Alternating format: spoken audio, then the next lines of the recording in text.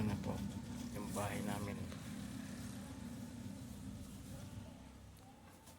Medyo kuwan pa. Nagbike lang ako pupunta dito. Ayan yung binake ko. Ayan. Dito ako makakabitan ng ilaw ngayon. Baka dito na ako matulog. Baka ngayon o bukas. Kaya dito ako matutulog. Pansamantala. Para mag-abang ko. Papayos na namin ito. Dami pang pera.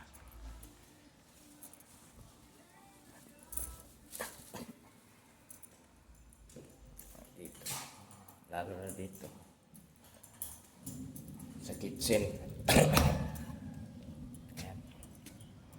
Ano pa? Ayan, paparehas sa amin yan. Dito. Ayan. Samantala. Tapos sisimentuhan.